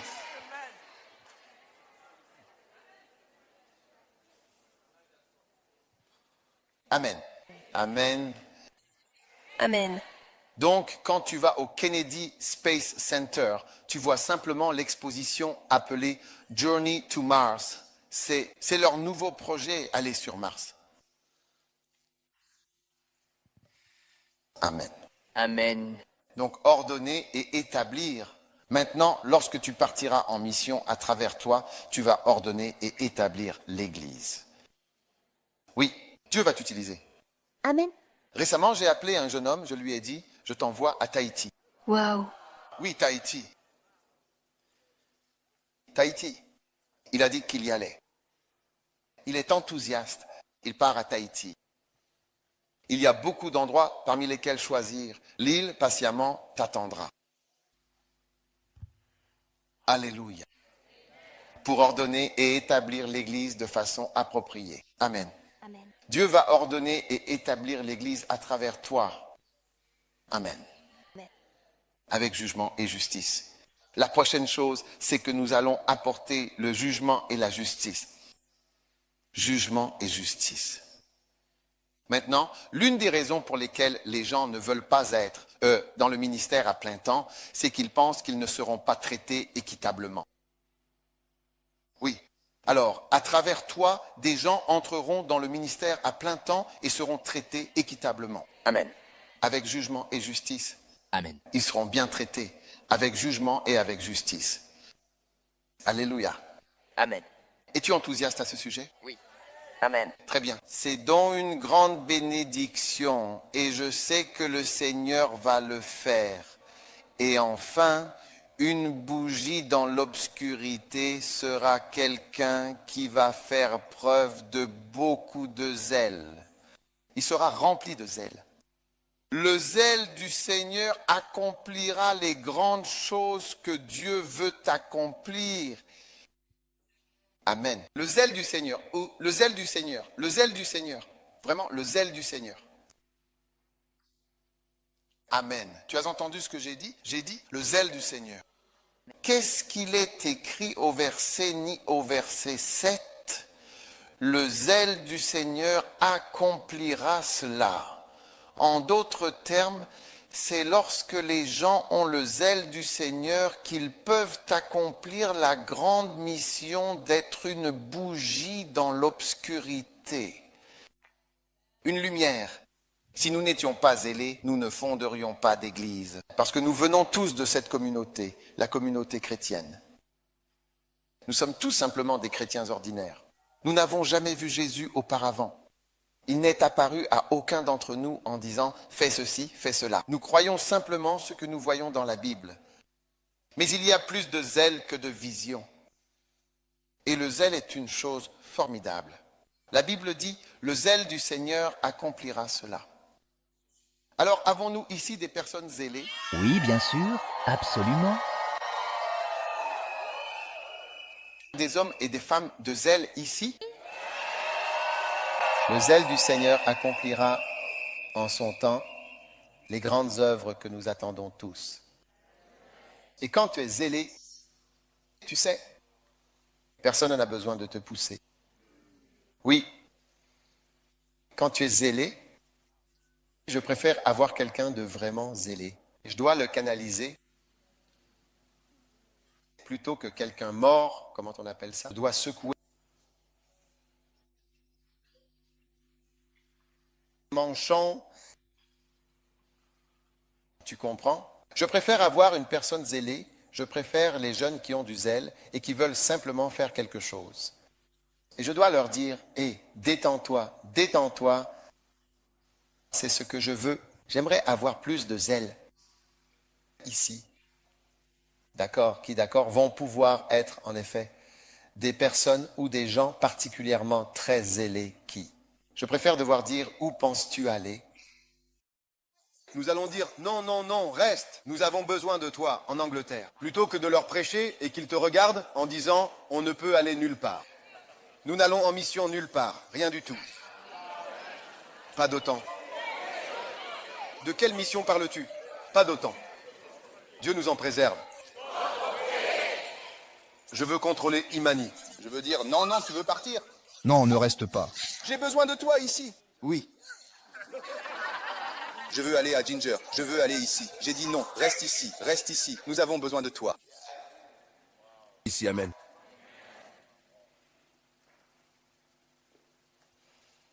Très bien. Père, merci pour la guérison de... Père, au nom de Jésus. Amen. Très bien. Donc, je crois vraiment que nous avons absolument accompli cela. C'est vraiment incroyablement puissant. Levez-vous tous un instant.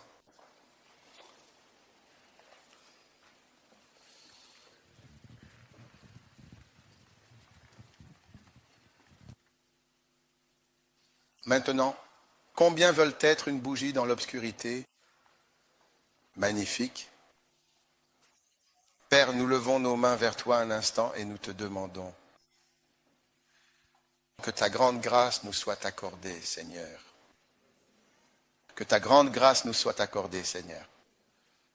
Merci pour ta bénédiction. Merci pour ta puissance. qui agit dans la vie de chacun. Invoquez simplement le Seigneur. Pendant quelques minutes, je veux que nous prions simplement. Ne regardez personne, priez simplement dans l'esprit. Priez en langue. Priez, Seigneur. Je veux que tu m'aides à être comme Jésus, qu'il l'était. Tellement de choses pour tant de personnes. Tellement de choses pour tant de personnes. Merci Seigneur.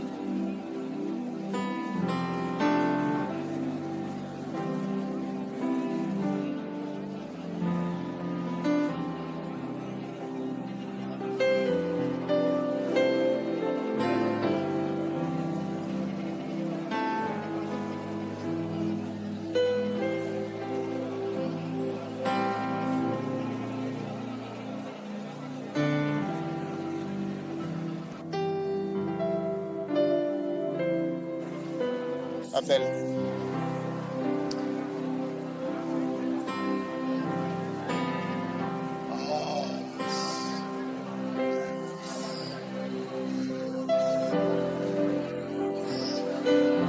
Le Seigneur. Oh oui.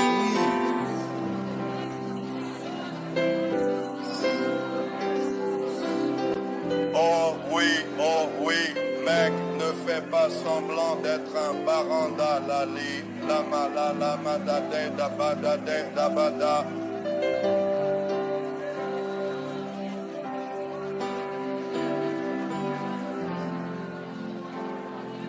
Rabala baba yadala baba rabala baba ga. Ah, continue de prier, continue de prier, continue de prier, continue de prier.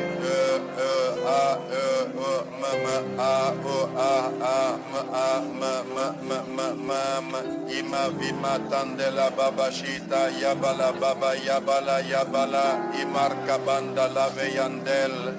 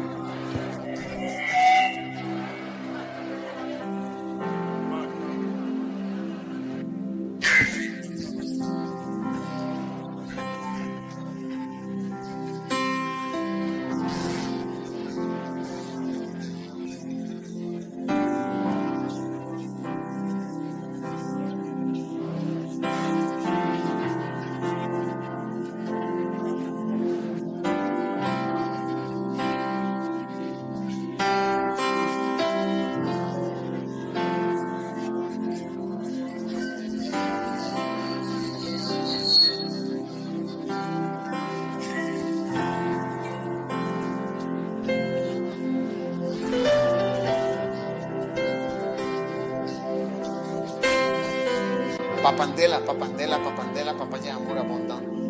Ramaïbaka. Passons. Merci Jésus. Merci, passons. Merci Jésus. Merci, passons. Merci Jésus. Merci, passons. Merci Jésus. Merci, passons. Merci Jésus. Merci, passons. Merci Jésus. Merci, passons. Merci Jésus. Merci.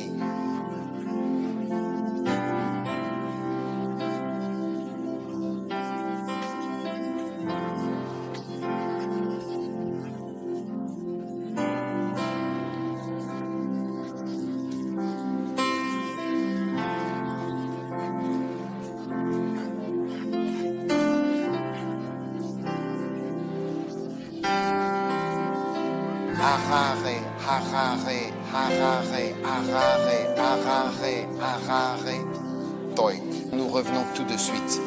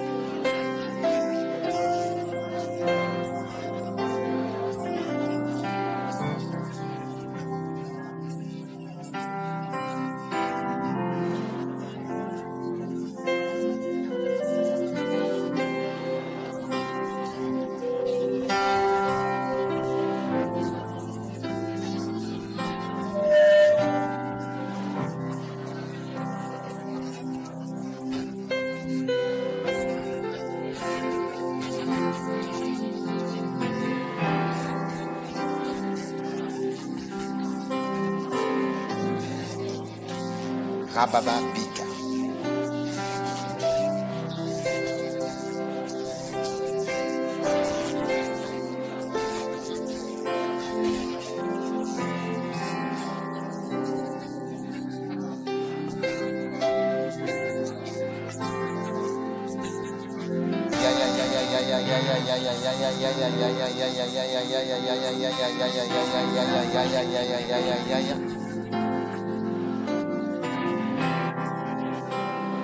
Mais fais-le. Mais la dame a été piquée. Tosa Mati Matofé, Marti Matofé, Madima Cuba, Mademia de la Metasta Pradesh, Toya Yaya Dégou. Merci, monsieur. Vous pouvez vous asseoir.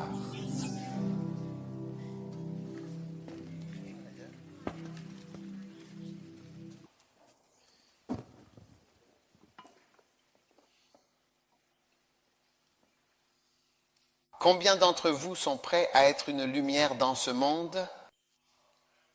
Je veux lire un passage des Écritures. Amen. Amen.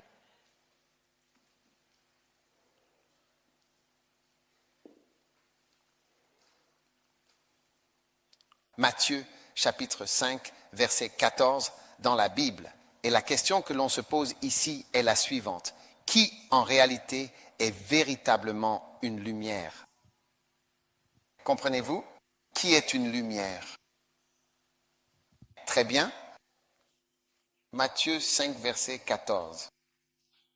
Il est écrit, en effet, dans les Écritures, vous êtes la lumière du monde.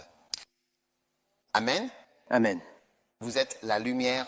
Donc, quand il dit que vous êtes une bougie dans l'obscurité, il parle de vous. Alors, j'espère que je suis venu prêcher à propos de vous. Merci. Oui, je suis venu prêcher à propos de vous. Merci. Je ne prêche à propos de personne d'autre. Vous êtes la lumière du monde. Amen. Le monde entier est plongé dans la méchanceté et les ténèbres et vous êtes la lumière. Donc, comme je suis venu ici, je suis venu prêcher à propos de vous. Allez. À vous à propos de vous. Oui. Et pour vous dire ce que vous êtes. Amen. Et si vous n'en êtes pas conscient, vous passerez à côté. Vous êtes la lumière du monde.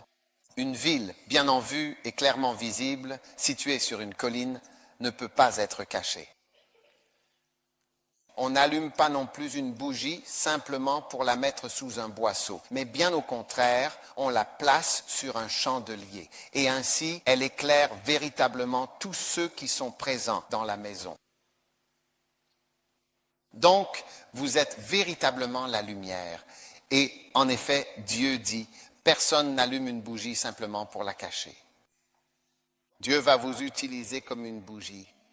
Amen. Parce qu'il a dit que personne n'allume une bougie. Cela signifie que Dieu vous a allumé. Amen. Oui, vous avez été allumé. Amen. La Bible dit que Dieu a envoyé une parole, elle s'est posée sur lui.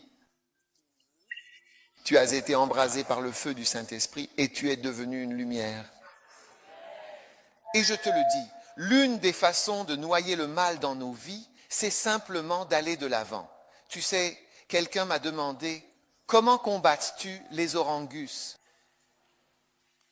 L'une des façons de combattre, tu sais ce qu'est un orangus? L'une des façons de combattre les orangus, c'est d'enseigner. Mais il y a des endroits où l'enseignement ne fonctionne pas. L'enseignement ne marche pas, tu leur enseignes. Pourtant, c'est dans leur culture d'être entouré d'oies. Mais l'une des façons, c'est simplement de continuer à avancer. Il y a eu un moment où j'ai été attaqué par des orangus en Suisse et dans l'église en Suisse. Au moment où j'étais attaqué, Dieu m'avait déjà dit de commencer une église à Londres. Oui, et au moment où j'étais de nouveau attaqué par un autre groupe d'orangus, Dieu m'avait déjà dit de commencer une église en Amérique. Et au moment où un autre groupe d'orangus m'attaquait, Dieu m'avait déjà dit de commencer une église. Au Botswana et dans d'autres pays, oui, et au Nigeria.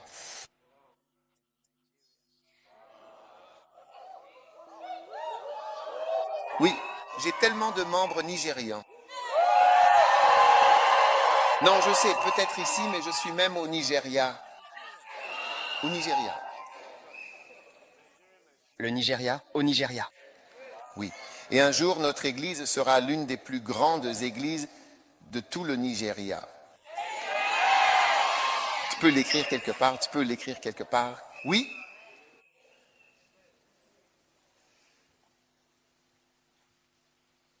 Je te le dis.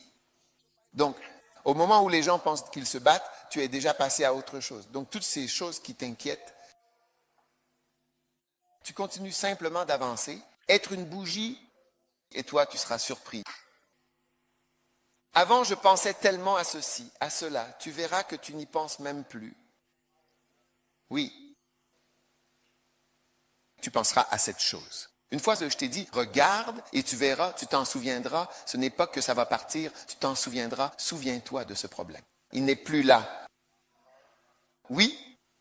Alors Dieu est fantastique. Dieu est fantastique. Relisons-le. Qui est la lumière ou qu'est-ce que la lumière? Et je te montre, tu es la lumière du monde. Une ville située sur une colline ne peut pas être cachée. De même, les hommes ne font pas cela. Ils n'allument pas une bougie simplement pour la mettre sous un boisseau ou sous la table, mais bien sur un chandelier, et ainsi elle éclaire tous ceux qui sont dans la maison. Éphésiens chapitre 5, verset 18. Car vous étiez en effet autrefois ténèbres, mais maintenant vous êtes lumière. Marchez comme des enfants de la lumière. Amen. Vous étiez parfois. C'est de l'anglais ancien. Cela signifie que vous étiez autrefois. Vous étiez parfois ténèbres. Mais c'est aussi vrai. Parfois, vous étiez ténèbres. Oui. Mais maintenant, vous êtes lumière. Ce n'est pas que Jésus est la lumière. Vous êtes la lumière. C'est incroyable. Parfois, ce que nous lisons dans la Bible sur nous semble trop beau pour être vrai. Comment peux-tu être une lumière? Soyons sérieux. Mais j'ai une information pour vous. Vous serez surpris que maintenant, combien d'entre vous regardent parfois leurs parents et les trouvent un peu sains? Déjà arrivé, vous regardez vos parents, ils semblent un peu organisés, on dirait qu'ils n'ont pas de sentiments. Hein? Vous avez des parents comme ça? Certains sont comme ça, d'autres ont encore l'air cool. Des parrains cool. Ouais. Mais je vous dis que vous seriez surpris si votre mère l'aide, qu'elle ouvre la bouche et vous raconte sa vie, vous seriez choqué. Vous pourriez être surpris d'apprendre que votre père n'est même pas votre père.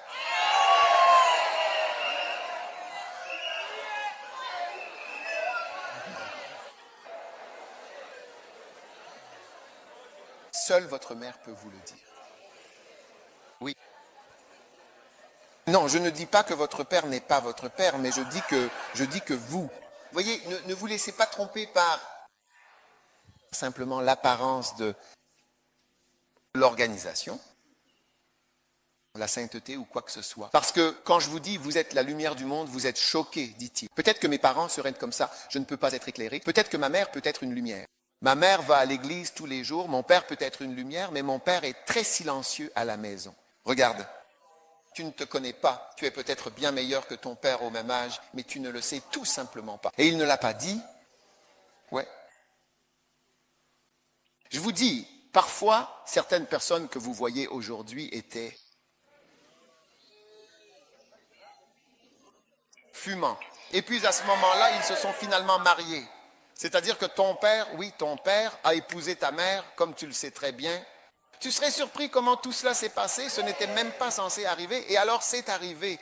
Certains d'entre vous sont la raison pour laquelle ils se sont mariés.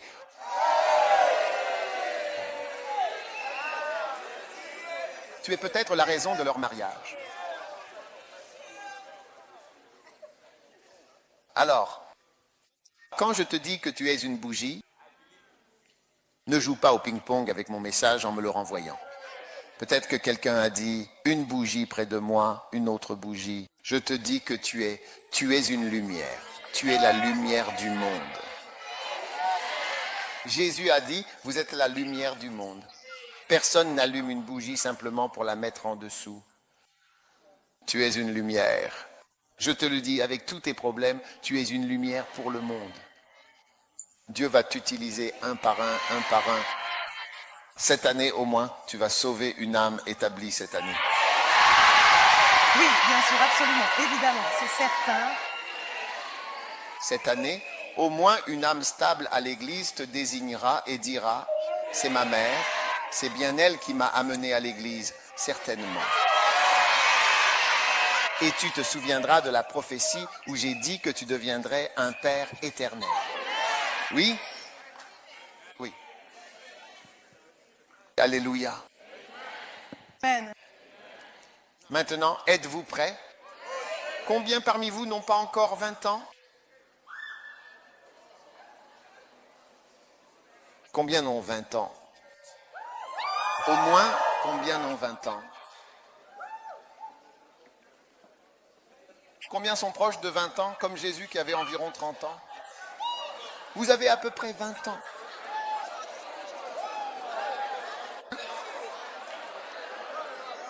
Vous approchez très bientôt de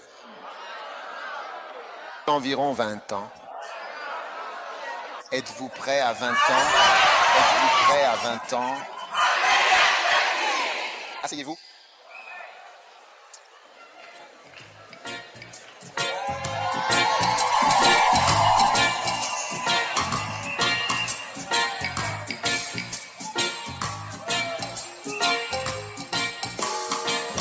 Êtes-vous vraiment prêt à 20 ans? Prêt pour la marche?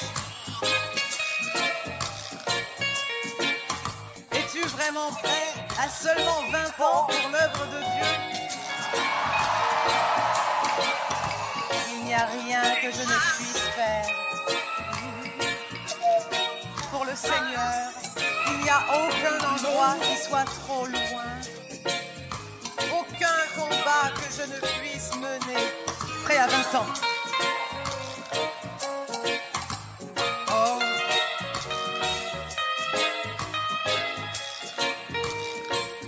Offrons-nous ensemble cette noble et glorieuse mission pleinement et sans réserve. Ne pensons vraiment jamais que notre temps, notre force, nos familles nous appartiennent. Consacrons-les tous à Dieu et à sa parole. Donnons-nous absolument, pleinement, totalement et entièrement, sans aucune réserve, de tout notre cœur, afin que notre prophète en moi, je sois prêt à 20 ans. Oh oui, je serai vraiment, véritablement prêt à 20 ans, prêt, entièrement disposé pour la guerre. Prêt à 20 ans. Je serai absolument prêt, vraiment, à 20 ans pour l'œuvre de Dieu.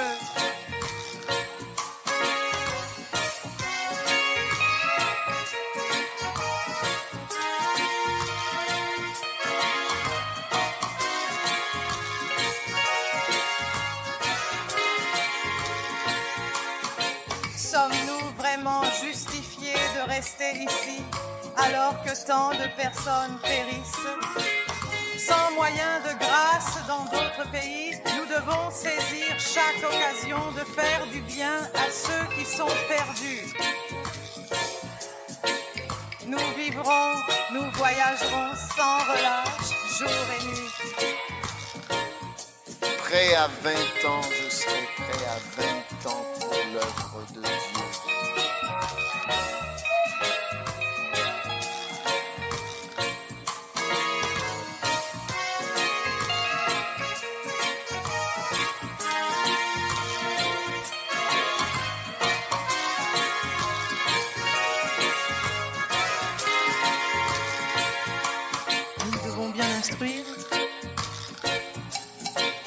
Nous devons enseigner, exhorter, reprendre et prêcher la parole. Avec notre patience et un désir ardent pour les âmes perdues. Nous devons persévérer dans la prière pour l'effusion du doux Saint-Esprit sur tout le peuple. Oh non! Déjà prêt à 20 ans? Je serai prêt à 20 heures, prêt pour la guerre, prêt à 20 heures. Je serai prêt à 20 heures, je le répète, pour l'œuvre de Dieu. Eh bien, franchement, waouh!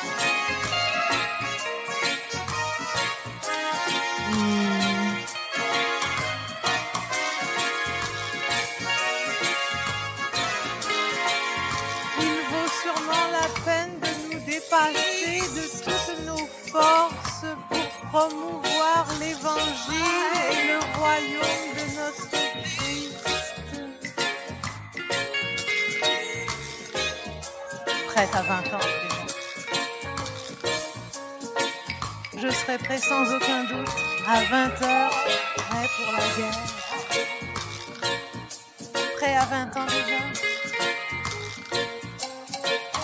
Je serai prêt à 20 heures exactement pour l'œuvre de Dieu. Oh.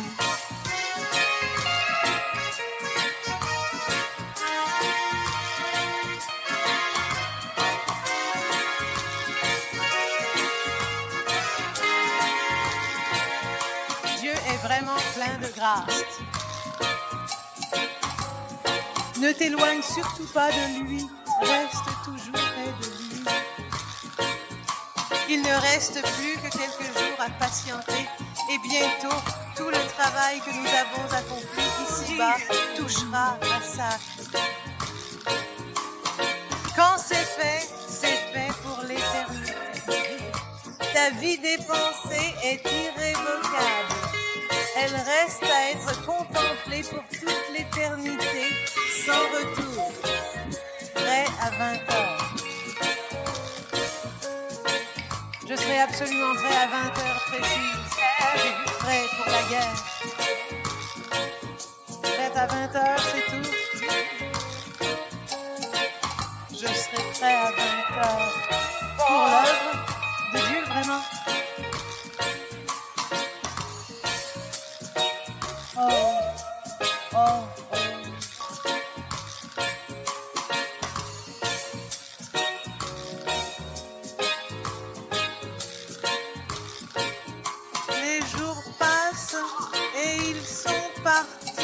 jamais.